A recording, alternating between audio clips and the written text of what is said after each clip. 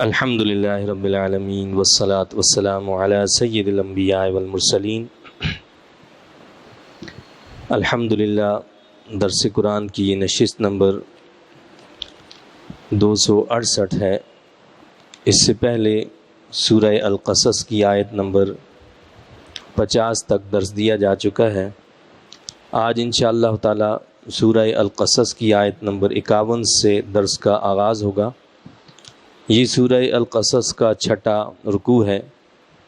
اس میں اللہ رب العزت کا ارشاد پاک ہے، اعوذ باللہ من الشیطان الرجیم، بسم اللہ الرحمن الرحیم، وَلَقَدْ وَصَّلْنَا لَهُمُ الْقَوْلَ لَعَلَّهُمْ يَتَذَكَّرُونَ، اور ہم مسلسل بھیجتے رہے ان کی طرف اپنا کلام تاکہ وہ نصیحت قبول کریں۔ تو رب کائنات نے آگاہ کیا ہے کہ ہم لوگوں کی طرف مسلسل جو ہیں وہ اپنا کلام بھیجتے رہے ہیں، اپنے نبیوں کا سلسلہ ہم نے جاری رکھا ہے، اور اس کا مقصد یہی ہے تاکہ لوگ سیدھی راہ پر آ جائیں، نصیحت قبول کر لیں۔ الذین آتیناہم الکتاب من قبلہ ہم بہ یؤمنون، جن کو ہم نے عطا فرمائی کتاب نزول قرآن سے پہلے، وہ اس پر ایمان لائے ہیں۔ وَإِذَا يُتْلَى عَلَيْهِمْ قَالُوا آمَنَّا بِهِ إِنَّهُ الْحَقُّ مِنْ رَبِّنَا إِنَّا كُنَّا مِنْ قَبْلِهِ مُسْلِمِينَ، اور جب یہ ان کے سامنے پڑھی جاتی ہے تو کہتے ہیں ہم ایمان لے آئے اس کے ساتھ، بے شک یہ حق ہے ہمارے رب کی طرف سے، ہم اس سے پہلے ہی سر تسلیم خم کر چکے تھے۔ یعنی یہ ان اہل ایمان کا ذکر ہے کہ جو پہلے اہل کتاب تھے اور پھر انہوں نے حضور نبی کریم صلی اللہ علیہ وسلم کو نبی تسلیم کرتے ہوئے آپ پر ایمان لے آئے۔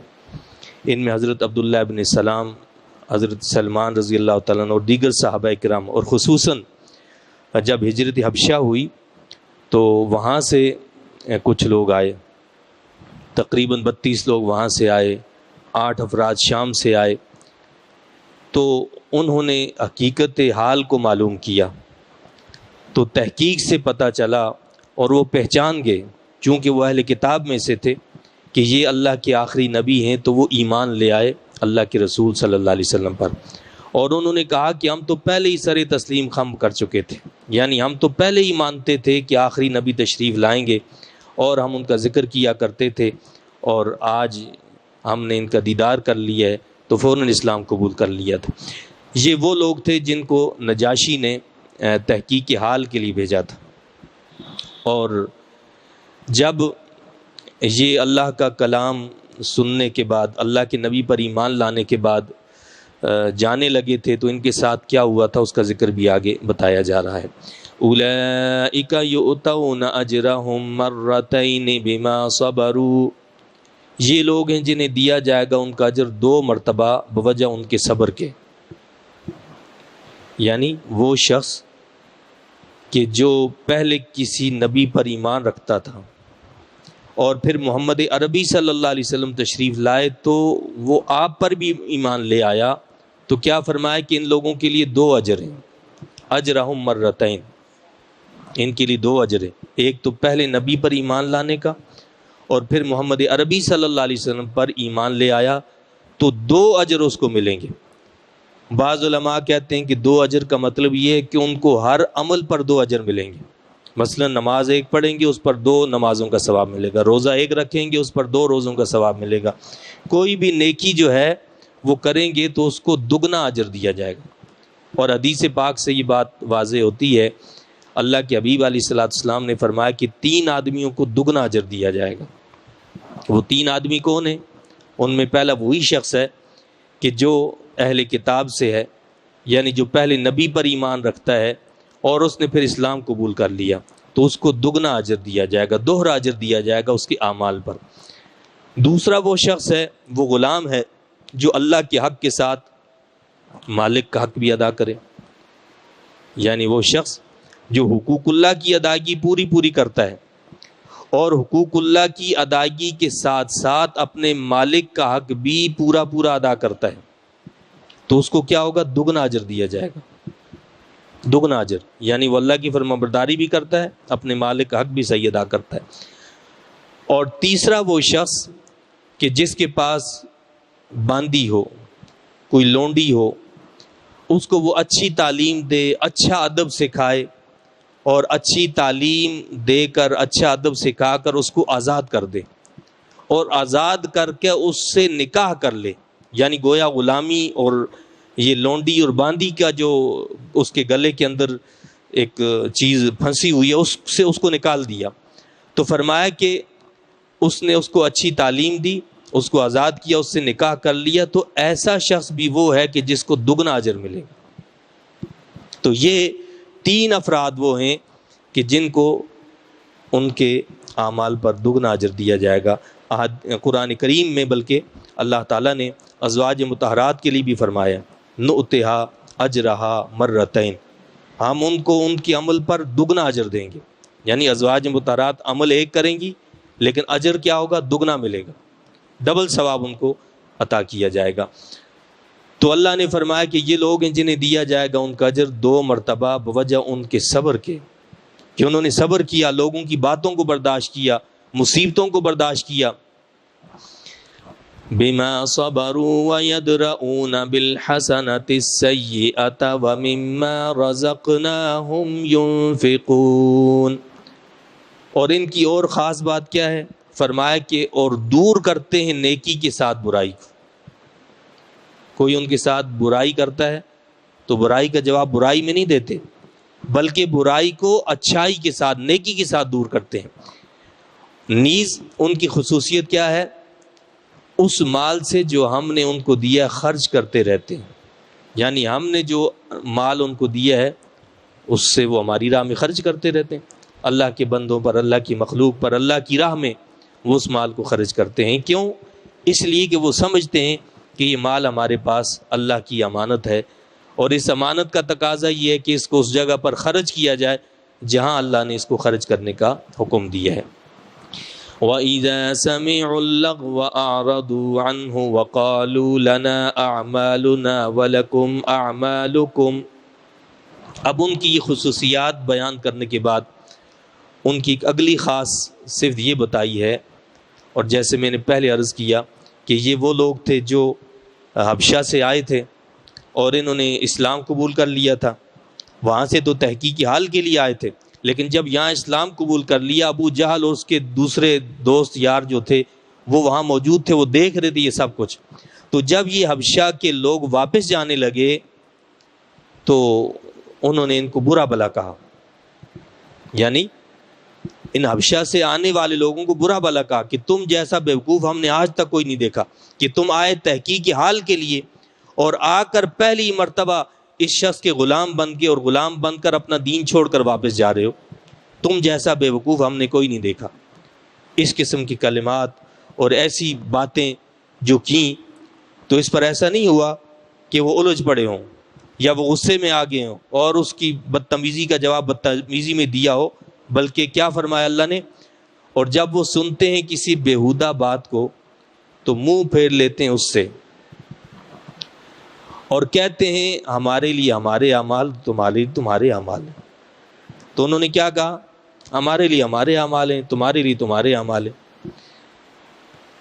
لنا اعمالنا ولکم اعمالکم سلام علیکم لا نبتغی الجاہلین۔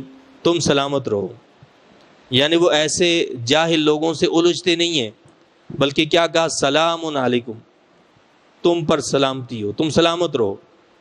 یعنی سلامت رہنے کا یہ مطلب نہیں ہے کہ تم خوش باش اور وہ رہو، مطلب یہ ہے کہ بھائی تم سے دور ہی ہم بہتر ہیں، تمہیں سلام ہے، ہم کہتے ہیں نا دور سے تمہیں سلام ہے، مقصد تم سے دور ہی ہم بہتر ہیں، تو تم سلامت رہو، ہم جاہلوں سے الجھنے کے خواہاں نہیں ہیں۔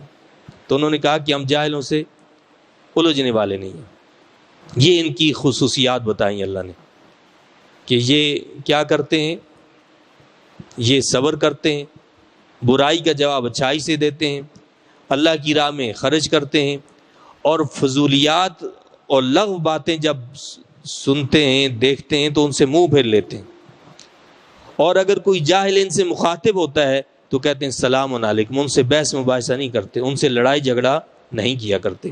انک لا تہدی من احببت ولکن اللہ یہدی من یشاء، بے شک آپ ہدایت نہیں دے سکتے جس کو آپ پسند کریں، البتہ اللہ تعالیٰ ہدایت دیتا ہے جسے چاہتا ہے۔ اللہ کیا فرماتا ہے؟ آپ ہدایت نہیں دے سکتے جس کو آپ پسند کریں، البتہ اللہ تعالیٰ ہدایت دیتا ہے جسے چاہتا ہے۔ اس کا مطلب یہ ہوا کہ اللہ کے نبی صلی اللہ علیہ وسلم کسی کے دل میں ہدایت پیدا نہیں کر سکتے، ہدایت تو دے سکتے ہیں، اس لیے کہ قرآن میں دوسرے مقام پر اللہ نے خود ارشاد فرمایا، کیا فرمایا؟ انک لتہدی الی صراط مستقیم، سورہ شورى کے اندر، سورہ شورى کی آیت نمبر 52 ہے، اللہ نے فرمایا کہ حبیب صلی اللہ علیہ وسلم انک لتہدی الی صراط مستقیم، بے شک آپ سیدھے راستے کی طرف ہدایت دیتے ہیں۔ اور یہاں کیا فرمایا؟ انک لا تہدی، آپ ہدایت نہیں دے سکتے۔ تو دونوں آیتوں کے اندر جب تطبیق کی جائے گی، ان کو ملایا جائے گا، تو مطلب کیا ہوگا کہ اللہ کے حبیب علیہ السلام ہدایت دے سکتے ہیں، لیکن دل میں ہدایت پیدا کرنا یہ اللہ کا کام ہے، یہ بندے کا کام نہیں ہے۔ یہ کوئی نبی، کوئی رسول، کوئی ولی، کوئی دل کے اندر ہدایت پیدا نہیں کر سکتا۔ پیدا کرنے والی ذات اللہ کی ہے، توفیق دینے والی ذات اللہ کی ہے۔ تو کیا فرمایا؟ بے شک آپ ہدایت نہیں دے سکتے جس کو آپ پسند کریں، البتہ اللہ تعالیٰ ہدایت دیتا ہے جسے چاہتا ہے۔ مفسرین کہتے ہیں کہ یہ آیت حضرت ابو طالب کے بارے میں جو ہے وہ نازل ہوئی ہے کہ جب ان کا آخری وقت تھا تو اللہ کے حبیب کریم صلی اللہ علیہ وسلم نے ان کو جو ہے دعوت اسلام دی، تو عام طور پر یہی کہا جاتا ہے کہ انہوں نے اسلام کو قبول نہیں کیا، لیکن بعض روایات سے یہ پتہ چلتا ہے کہ انہوں نے اسلام قبول کر لیا۔ اس معاملے پر علماء کا اختلاف ہے، اور مفسرین نے یہی کہا ہے کہ ہمیں اس بحث میں پڑھنے کی ضرورت نہیں ہے، وہ ایمان لائے یا نہ لائے، اور اس خواہ مخواہ کی بحث میں پڑھ کر اللہ کے نبی صلی اللہ علیہ وسلم کو یا حضرت علی مرتضیٰ رضی اللہ عنہ کی اولاد کو تکلیف پہنچانا یہ کسی عقل مند کا کام نہیں ہے۔ تو لہٰذا ہمیں اس معاملے میں خاموشی اختیار کرنی چاہیے، اس میں کوئی بحث مباحثہ نہیں کرنا چاہیے کہ وہ ایمان لائے تھے یا نہیں لائے تھے۔ روح المعانی میں بھی صاحب روح المعانی میں نے یہی بات لکھی ہے کہ عقل مندی کا تقاضا یہ ہے کہ ایسے معاملات میں احتیاط برتنی چاہیے اور کوئی ایسی بات نہیں نکالنی چاہیے۔ یہ بات تو واضح ہے کہ اللہ کے حبیب کریم صلی اللہ علیہ وسلم سے وہ بہت زیادہ محبت کیا کرتے تھے، اور اللہ کے نبی صلی اللہ علیہ وسلم بھی ان سے محبت فرمایا کرتے تھے، حضرت ابو طالب سے محبت فرمایا کرتے تھے۔ اب کوئی ایسی بات کہہ دی، ہو سکتا ہے کہ اس سے اللہ کے نبی صلی اللہ علیہ وسلم کو اذیت پہنچے، تو لہٰذا کوئی ایسی بات اس حوالے سے نہیں کرنی چاہیے۔ وَهُوَ أَعْلَمُ بِالْمُهْتَدِينَ، اور وہ خوب جانتا ہے ہدایت یافتہ لوگوں کو۔ وَقَالُوا إِن نَّتَّبِعِ الْهُدَى مَعَكَ نُتَخَطَّفْ مِنْ أَرْضِنَا، اور انہوں نے کہا اگر ہم اتباع کریں ہدایت کا آپ کی معیت میں تو ہمیں اچک لیا جائے گا ہمارے ملک سے۔ اہل مکہ کیا کہنے لگے کہ جی آپ کی باتیں اور آپ کا یہ جو پیغام ہے ٹھیک ہے، ہم اس کو مان لیتے ہیں، تسلیم کر لیتے ہیں، آپ کی اتباع قبول کر لیتے ہیں، ایمان لے آتے ہیں، آپ کے دیے ہوئے نظام کو اختیار کر لیتے ہیں، تو کیا ہوگا؟ تو ہمیں اچک لیا جائے گا ہمارے ملک سے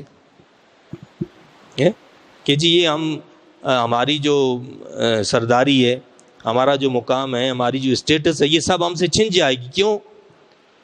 کہ دنیا جہاں میں جو بت پرستی ہوتی تھی وہ سارے بت انہوں نے اٹھا کر کعبۃ اللہ میں رکھے ہوئے تھے، اور کعبۃ اللہ کے اندر ان بتوں کی پوجا کی جاتی تھی، اور سارے لوگ ادب اور احترام کی نگاہ سے دیکھا کرتے تھے اہل مکہ کو۔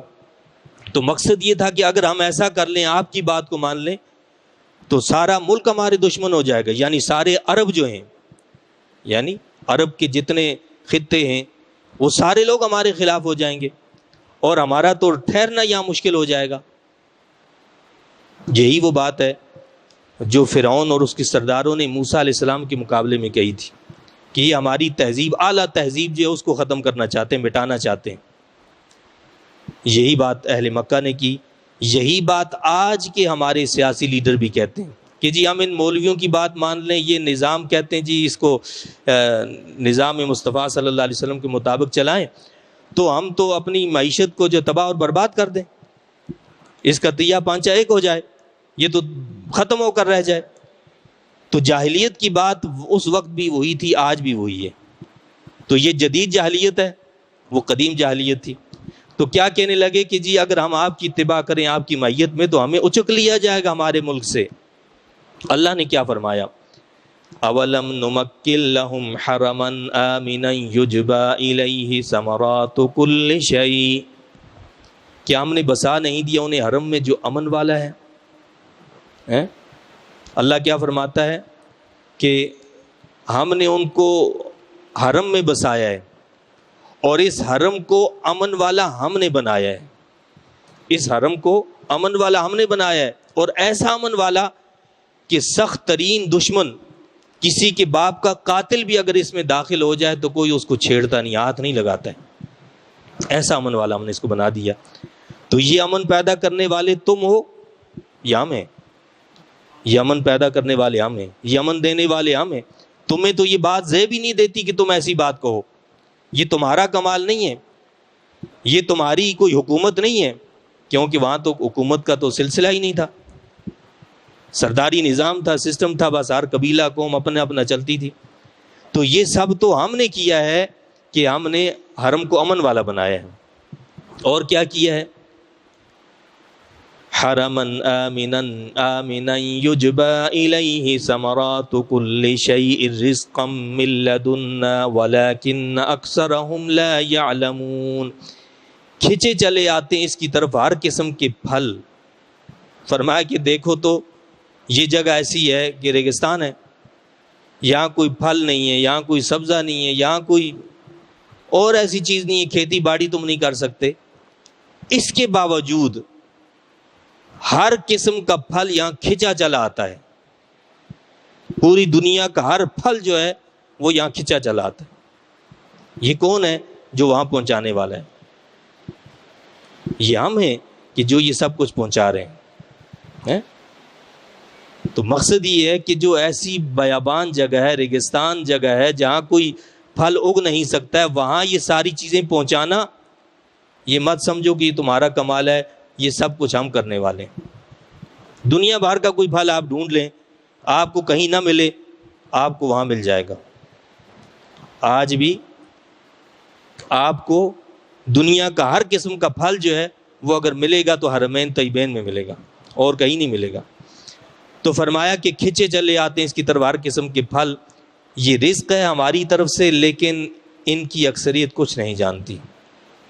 کیا فرمایا کہ یہ جو تم رزق کھاتے ہو، کماتے ہو، اور یہ سمجھتے ہو کہ یہ ساری ہماری محنت اور ہماری کوشش اور ہماری عقل مندی اور ہماری لگن اور اس کا کمال ہے، اللہ فرماتا ہے کہ ایسا نہیں ہے۔ رزقا من لدنا، یہ ہماری طرف سے رزق ہے، لیکن اکثر لوگ جانتے نہیں ہیں، اللہ پر نظر نہیں جاتی ان کی، وہ اپنا ہی کمال دیکھتے ہیں کہ جی ہماری ہوشیاری ہے اور یہ ہماری پھرتی ہے اور ہمارا یہ ہے۔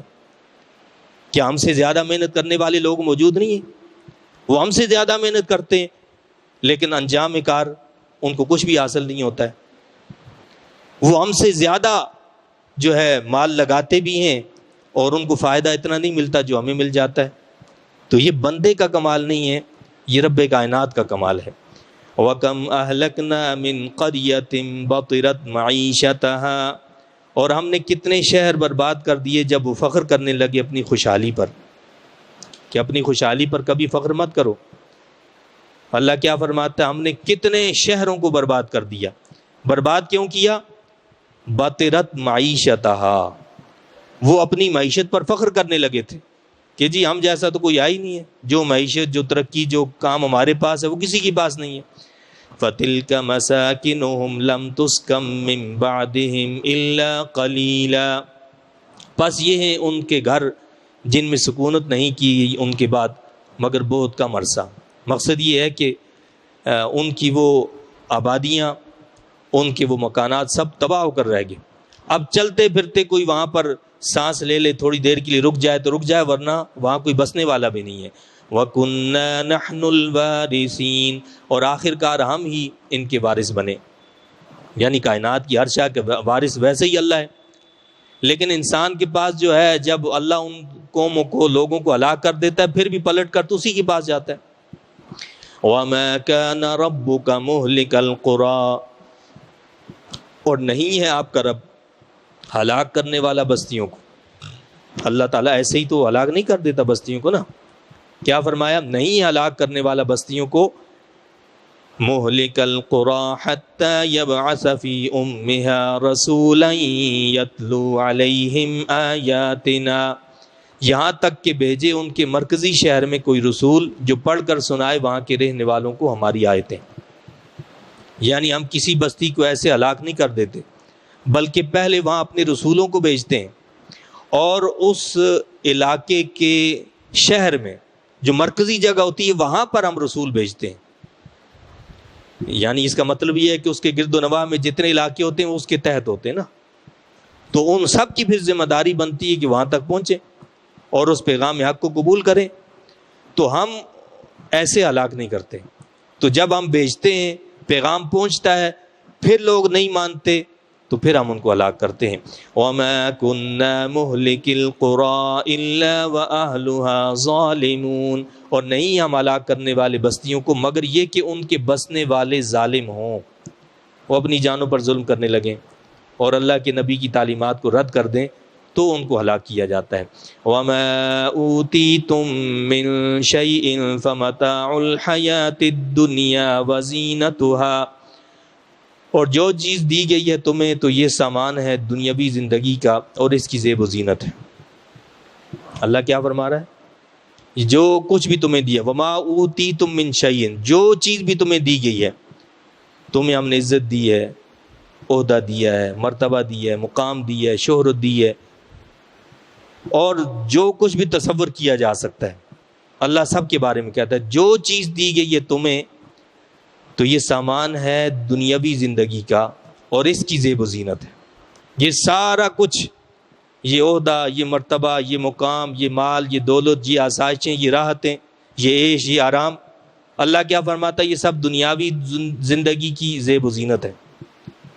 مقصد کیا ہے؟ اگر بالفرض یہ تمہارے پاس رہے بھی تو اس کی آخری مدت تمہاری موت ہے، اس کی آخری مدت تمہاری موت ہے۔ تمہاری موت آتے یہ ساری چیزیں چھین لی جائیں گی، اور اللہ چاہے تو تمہیں اسی زندگی میں تم سے چھین لے، وہ ایسا بھی کر سکتا ہے، وہ ایسا بھی کر سکتا ہے کہ اسی زندگی کے اندر ہی وہ تم سے ان ساری چیزوں کو چھین لے، اور اگر بالفرض وہ مہلت دیتا ہے، وہ اپنا کرم کرتا ہے، تو بھی اس کی آخری مدت جو ہے وہ تمہاری موت ہی ہے۔ موت کے بعد یہ ساری چیزیں تم سے چھین لی جائیں گی، تو ان چیزوں پر اترانا اور ان چیزوں کی بنا پر حق کو چھوڑ دینا، یہ کون سی عقل مندی والی بات ہے؟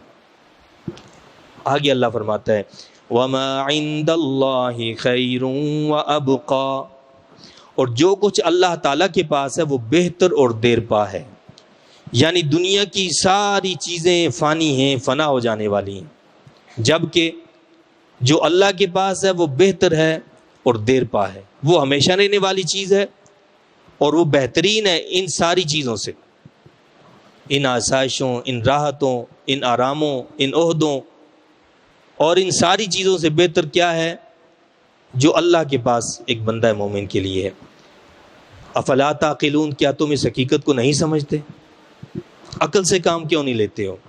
افمن وعدناہ وعدا حسنا فہو لاقیہ کمن متعناہ متاع الحیاۃ الدنیا، تم خود سوچو، آیا وہ نیک بخت جس کے ساتھ ہم نے وعدہ کیا ہے بہت اچھا وعدہ، اور وہ اس کے پانے والا بھی ہے، اس بدبخت کی مانند ہو سکتا ہے جسے ہم نے دنیاوی زندگی سامان دیا ہے؟ متعناہ متاع الحیاۃ الدنیا ثم هو یوم القیامۃ من المحضرین، جسے ہم نے دنیاوی زندگی کا سامان دیا ہے، پھر وہ اس چند روزہ آسائش کے بعد روز قیامت مجرموں کے کٹہرے میں پیش کیا جائے گا۔ اب اللہ تعالیٰ نے تقابل کیا ہے دو لوگوں کا. ایک آدمی وہ ہے، کیا فرمایا، جس کے ساتھ ہم نے وعدہ کیا ہے بہت اچھا وعدہ، اور وہ اس کے پانے والا بھی ہے. ایک آدمی وہ ہے جس سے اللہ نے وعدہ کیا ہے کہ تمہیں ہم راحتیں دیں گے، آسائشیں دیں گے، عیش و آرام تمہیں دیا جائے گا، اور یہ مل کر بھی رہے گا اسے لازماً، اس لیے کہ اللہ نے وعدہ کیا ہے. اور وہ کیا کرتا ہے، اس آخرت پر توجہ رکھتا ہے اور اسی کے لیے جدوجہد اور کوشش کرتا ہے. اس کی ساری تگ و دو کا مقصد یہ ہوتا ہے کہ میری آخرت کامیاب ہو جائے. اب اللہ فرماتا ہے دوسرا شخص وہ ہے جس کی ساری تگ و دو، ساری کوشش کا انجام کار کیا ہے کہ مجھے دنیا کا مال آ جائے، دولت آ جائے، مفادات حاصل ہو جائیں، وہ اسی کے پیچھے پڑا ہے. اور جس کا انجام کیا ہے، فرمایا کہ قیامت کے دن اسے مجرموں کے کٹہرے میں کھڑے کر کے ہمارے سامنے پیش کیا جائے گا. ایک شخص وہ ہے کہ جو خواب دیکھتا ہے، خواب میں دیکھتا ہے کہ اس کی تاج پوشی کی جاتی ہے، اس کو بادشاہ وقت بنا دیا جاتا ہے، اس کے دائیں بائیں آگے پیچھے جو ہے خدام کھڑے ہیں، ہاتھ باندھے کھڑے ہیں، قطاریں لگی ہوئی ہیں، لشکر آگے پیچھے کھڑے ہیں، چل رہے ہیں، دسترخوان سجے ہوئے، ہر طرح کا کھانا رکھا ہوا ہے، وہ ان سے لطف اندوز ہو رہا ہے. اچانک کیا ہوتا ہے کہ اس کی آنکھ کھل جاتی ہے، اور آنکھ کھلتے ہی دیکھتا ہے کہ اس کے پاس پولیس کھڑی ہے، ہتھکڑی لیے، اور اس کو ہتھکڑی لگا کر اٹھا کر جیل خانے میں بند کر دیتی ہے. بتایا یہ گیا ہے کہ وہ شخص جو اس دنیا کے اندر مگن ہے، آنکھ کب کھلتی ہے، جب دنیا کی ظاہری آنکھ بند ہو جاتی ہے. دنیا کی ظاہری آنکھ بند ہوتی ہے تو اصل آنکھ کھلتی ہے نا بھائی. پھر پتہ چلتا ہے کہ یہ مرحلہ جس کے بارے میں بتایا کرتے تھے اللہ کے نبی اور ان کی وہ رسا علماء بتاتے تھے، اس کی حقیقت تو اس وقت کھلتی ہے. تو اب دنیا میں تو وہ آسائشوں میں رہا، لیکن یہ اصل آنکھ کھلتے ہی پتہ چلا کہ وہاں تو ہتھکڑی لگ گئی ہے اور مجرم بنا کر اس کو پکڑ کر لے جایا جا رہا ہے. اب یہ بہتر ہے یا وہ شخص بہتر ہے جس کی ساری تگ و دو کا مرکز جو تھا، گول جو تھا، وہ یہ تھا کہ میری آخرت کامیاب ہو جائے. جب وہ مرے گا تو استقبالیہ ہو رہا ہوگا، اس کا فرشتے اس کا استقبال کر رہے ہوں گے، اس پر سلام کہہ رہے ہوں گے. وہ بہتر ہے یا یہ شخص بہتر ہے کہ جس کو چند روز کے لیے آسائشیں دیں اور وہ ان میں ایسا گم ہو گیا کہ اس کو یہ کہا گیا کہ ان چند روزہ آسائشوں کے بعد تمہیں پکڑ کر جیل میں بند کر دیا جائے گا، اور ان چند دنوں کے بعد پھر اس کو پکڑ کر جیل میں بند کر دیا گیا. تو اللہ فرماتا ہے کہ تم خود سوچ لو، آیا وہ نیک بخت جس کے ساتھ ہم نے وعدہ کیا ہے بہت اچھا وعدہ، اور وہ اس کے پانے والا بھی ہے، وہ اس بدبخت کی مانند ہو سکتا ہے جس نے ہم نے دنیاوی زندگی کا سامان دیا ہے، پھر وہ چند روزہ آسائش کے بعد روز قیامت مجرموں کے کٹہرے میں پیش کیا جائے گا. یعنی دونوں برابر نہیں ہو سکتے. وَيَوْمَ يُنَادِيهِمْ فَيَقُولُ أَيْنَ شُرَكَائِيَ الَّذِينَ كُنْتُمْ تَزْعُمُونَ، اور اس دن اللہ تعالیٰ انہیں آواز دے گا تو فرمائے گا کہاں ہیں وہ شریک جنہیں تم میرا شریک گمان کیا کرتے تھے. قَالَ الَّذِينَ حَقَّ عَلَيْهِمُ الْقَوْلُ رَبَّنَا هَؤُلَاءِ الَّذِينَ أَغْوَيْنَا، کہیں گے وہ لوگ جن پر عذاب کا فرمان ثابت ہو چکا ہے، اے ہمارے رب یہ ہیں وہ جنہیں ہم نے گمراہ کیا. سوال اللہ تعالیٰ فرمائے گا کن سے؟ شریک ٹھہرانے والوں سے، جنہوں نے اللہ کی شریک بنائے تھے ان سے سوال ہوگا، قبل اس کے کہ وہ جواب دیں جن کی پرستش کی گئی، جن کو پوجا گیا، جن کی عبادت کی گئی. وہ خود پہلے بول پڑیں گے اپنی صفائی بیان کرنے کے لیے. کیا کہیں گے؟ اے ہمارے رب یہ ہیں وہ جنہیں ہم نے گمراہ کیا. خود کہیں گے یہ ہیں وہ جنہیں ہم نے گمراہ کیا. اغویناہم کما غوینا، ہم نے انہیں بھی گمراہ کیا جیسے ہم خود گمراہ ہوئے. تبرأنا الیک، ہم ان سے بیزار ہو کر تیری طرف متوجہ ہوتے ہیں. یعنی پہلے ہی اپنی صفائی کریں گے کہ ہم ان سے بیزار ہیں.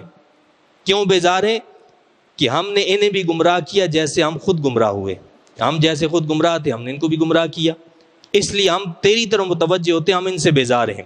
ما كانوا إيانا يعبدون، اور وہ ہماری پوجا نہیں کیا کرتے تھے۔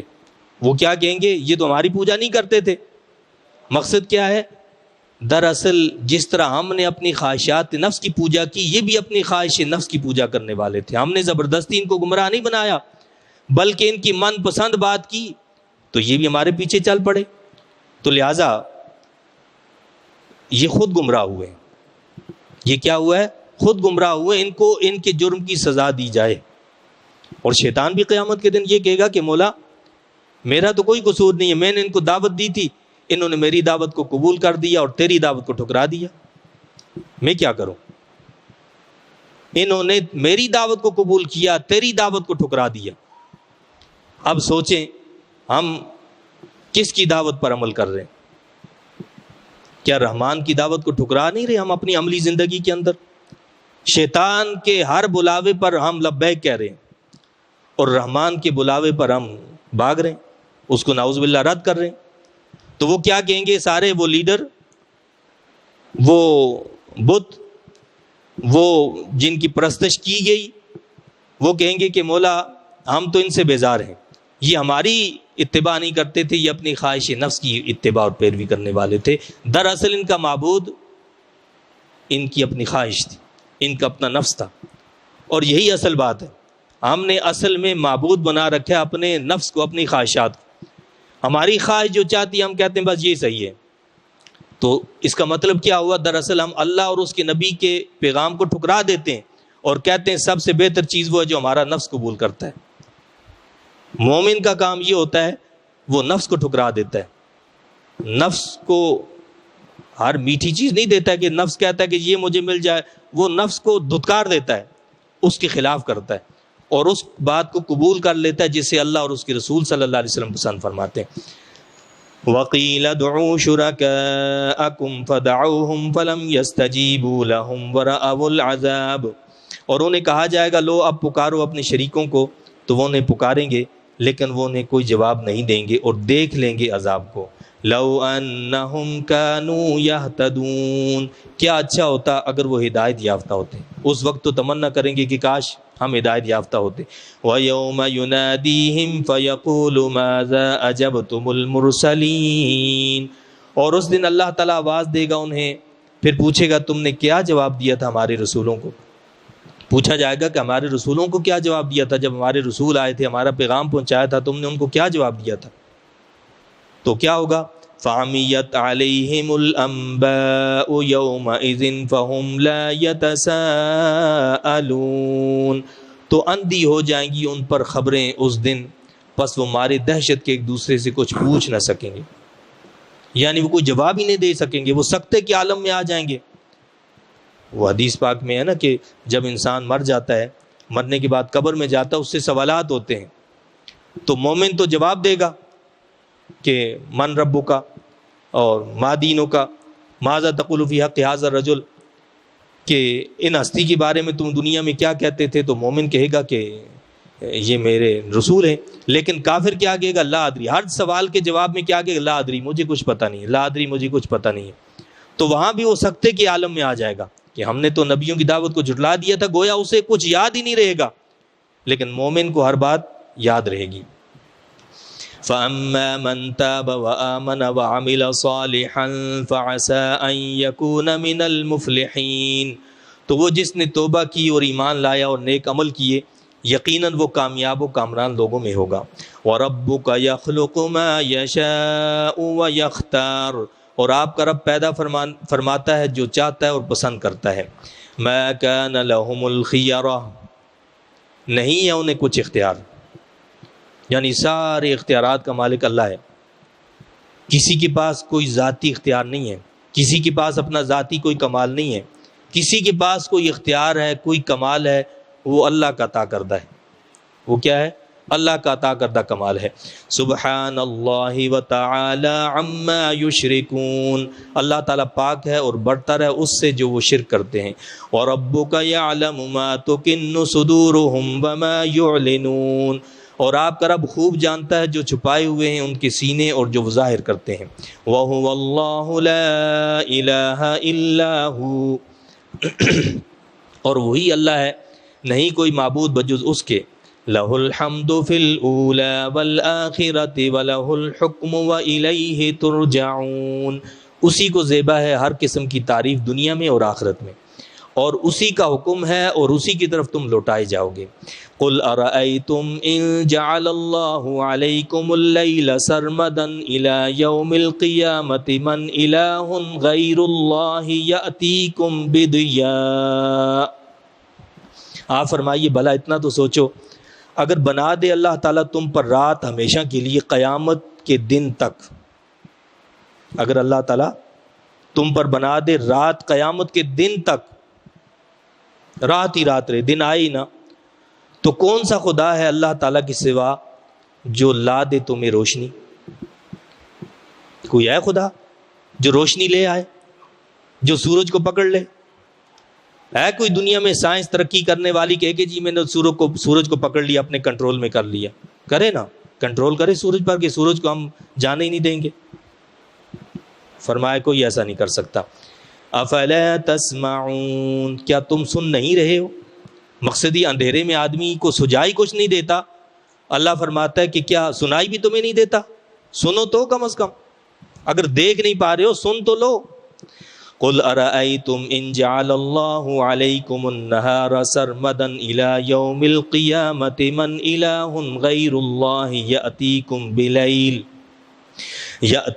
بلیل تسکنون فیہ، فرمائیے بھلا اتنا تو سوچو، اگر بنا دے اللہ تعالیٰ تم پر دن ہمیشہ کے لیے، رات کے بجائے اللہ دن بنا دے، رات بنائی نہ جس میں انسان کو سکون ملتا ہے، روز قیامت تک، تو کون سا خدا ہے اللہ تعالیٰ کے سوا جو لا دے تمہیں رات جس میں تم آرام کر سکو؟ ہے کوئی خدا جو رات لے آئے، یہ سورج ڈوبے ہی نہ، غروب ہی نہ ہو؟ تو فرمایا کہ کون رب ہے جو رات کو پھر لے آئے؟ افلا تبصرون، کیا تمہیں کچھ نظر نہیں آتا؟ یعنی روشنی میں تو انسان کو نظر آتا ہے، تو اب دیکھنا چاہیے، تم دیکھو نا، کیا تمہیں کچھ نظر نہیں آتا؟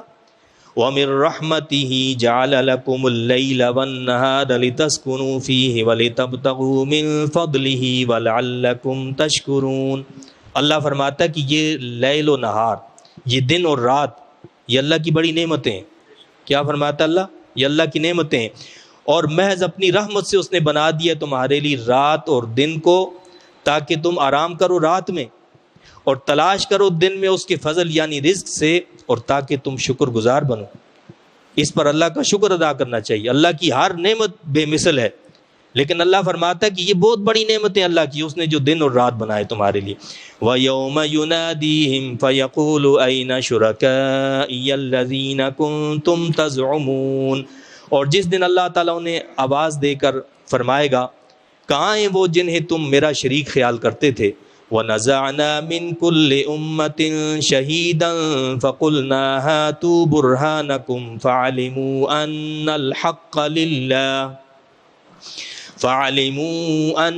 الْحَقَّ لِلَّهِ وَضَلَّ عَنْهُمْ مَا كَانُوا يَفْتَرُونَ، اور ہم نکالیں گے ہر امت سے گواہ، پھر ان امتوں کو ہم کہیں گے لے آؤ اپنی دلیل، تو وہ جان لیں گے کہ بے شک حق اللہ تعالیٰ کے لیے ہے۔ ہر امت سے کیا ہوگا؟ ایک گواہ آئے گا۔ گواہ کون ہوگا؟ ہر امت کا نبی، ہر امت کا نبی اپنی امت پر گواہ ہوگا۔ تو اللہ کیا فرماتا ہے؟ بے شک ہم کیا کریں گے؟ ہر امت سے گواہ لے آئیں گے، پھر ان امتوں کو کہیں گے لے آؤ اپنی دلیل، تو وہ جان لیں گے کہ بے شک حق اللہ تعالیٰ کے لیے، اور گم ہو جائیں گے ان سے جو افترا وہ باندھا کرتے تھے، اللہ پر جو افترا بازیاں کیا کرتے تھے وہ سب گم ہو جائے گا۔ اس وقت جو ہے نا کچھ بھی پھر وہ فلسفے یاد نہیں آئیں گے۔ بڑے بڑے فلسفے آج لوگ جھاڑتے نا کہ جی یہ فلسفہ اور وہ فلسفہ، اور یہ چیز اور یہ عقلی بات اور وہ عقلی بات، وہ ساری عقلی دلیلیں گم ہو کر رہ جائیں گی۔ یہ جسم اور یہ میری مرضی، اس پر جو دلائل دیے جاتے ہیں وہ سب گم ہو کر رہ جائیں گے۔ 8 مارچ کو پوری دنیا کے اندر وہ یعنی حقوق خواتین، حقوق نسواں کا دن نہیں منایا جاتا، بلکہ بے حیائی کا عام دن منایا جاتا ہے۔ ہمارا جسم ہماری مرضی کی کیا مطلب ہے اس کا؟ بھائی ہم اپنی مرضی سے سو نہیں سکتے، اپنی مرضی سے جاگ نہیں سکتے. تو اس کا کیا مطلب کہ جی ہمارا جسم ہماری مرضی؟ اس کا عام فہم مطلب یہ ہے کہ مطلب ہمارا جسم ہماری مرضی، ہم جو چاہیں کریں، زنا کریں، بدکاری کریں، کوئی ہم سے پوچھ نہیں سکتا. اس کا واضح مطلب یہ ہے ہمارا جسم ہماری مرضی ہے. یہ نکاح اور اس کی قید کیوں ہے ہم پر؟ یہ ساری مغربی تہذیب کی چیزیں ہمارے پاس آ گئیں، اور مغربی جو اعلیٰ کار ہیں جو ہمارے ملک کے اندر موجود ہیں، این جی اوز کی شکل میں اور دیگر کئی شکلوں میں موجود ہیں، وہ اس تہذیب کو ہمارے یہاں بھی رائج کرنا چاہتے ہیں کہ ہمارا جسم ہماری مرضی. تو ہمارا جسم ہماری مرضی نہیں ہے. سب جب ایک بندہ مومن کی جو بات ہے وہ کیا ہے؟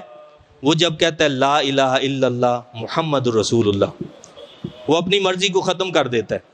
کیا مطلب؟ کہ میں نے اپنے من کی بات کو نہیں ماننا ہے، میں نے رب کی اور اس کے رسول کی بات کو ماننا ہے. میرا نفس کچھ کہے گا، میں نے اس کو نہیں فالو کرنا، میں نے اپنے رب کی بات کو فالو کرنا اور اس کے رسول صلی اللہ علیہ وسلم کی بات کو ماننا ہے. تو لا الہ الا اللہ محمد رسول اللہ پڑھ لیا اور پھر انسان کہے کہ جی میرا جسم میری مرضی، اس کا کیا مطلب؟ مومن نہیں کہہ سکتا. ہاں یہ وہ کہے گا کہ جو اسلام سے آزاد ہو. ہم نے تو پٹا اپنے گلے میں ڈال لیا ہے رسول اللہ صلی اللہ علیہ وسلم کی غلامی کا. تو جو کہتا ہے کہ میں محمد رسول اللہ صلی اللہ علیہ وسلم کا غلام ہوں، وہ ایسی بات نہیں کہہ سکتا. ایسی خاتون ایسی بات نہیں کہہ سکتی. جو حقوق اسلام نے خواتین کو دیے ہیں کائنات کے اندر آپ ڈھونڈ لیں، تاریخ پڑھ لیں، کسی اور نے دیے ہی نہیں ہیں.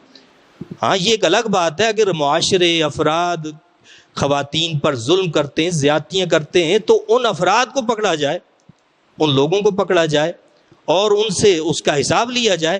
لیکن اس کا یہ مطلب نہیں ہے کہ معاشرے کے اندر بے راہ روی کو پھیلایا جائے اور اس کا یہ تصور بنا دیا جائے جیسے یورپ کے اندر اس وقت سب کچھ ہے کہ مرد کے ساتھ جو ہے وہ نکاح کر سکتا ہے، عورت کے ساتھ نکاح کر سکتی ہے، اور نکاح کی ضرورت بھی نہیں ہے. یعنی زنا بالرضا اس کو وہ جائز سمجھتے ہیں، یعنی رضامندی کے ساتھ اگر غلط کام ہو گیا تو وہ کہتے ہیں یہ سب صحیح ہے. اور زنا بالجبر جو ہے یہ ان کے ہاں جو ہے برا ہے، بس باقی سب صحیح ہے. اسلام نہ زنا بالرضا کی اجازت دیتا ہے اور نہ زنا بالجبر کی اجازت دیتا ہے. اس نے کچھ حقوق عائد کیے، ہر چیز کے حدود کا تعین کیا. انسان کی فطرت کے اندر جو چیزیں ہیں اس کے لیے کچھ حقوق آداب بتائے، ان حقوق کو ادا کرتے ہوئے اس دائرے کے اندر رہتے ہوئے آپ کریں، اس کی اسلام اجازت دیتا ہے. لیکن ان حقوق کو، ان دائروں کو، ان چیزوں کو توڑ کر آپ کہیں کہ ہم آزاد ہیں، تو بہرحال ایک اسلامی ملک کے اندر جو اسلام کے نام پر حاصل کیا گیا ہے، ایسی باتیں کرنا کسی مسلمان کے لیے جائز نہیں ہے. اور جو ایسی باتیں کریں ان کو چاہیے کہ وہ بجائے اس ملک کے وہ ایسے ملک کو تلاش کر لیں کہ جہاں یہ سب کام بہت آزادی سے کر سکتے ہیں. اللہ تعالیٰ میری آپ کی، ہماری اولاد اور نسلوں کی ہر قسم کے گمراہ لوگوں سے اور ایسے شیطان لوگوں سے حفاظت فرمائے. آمین. وآخر دعوانا الحمد للہ رب العالمین.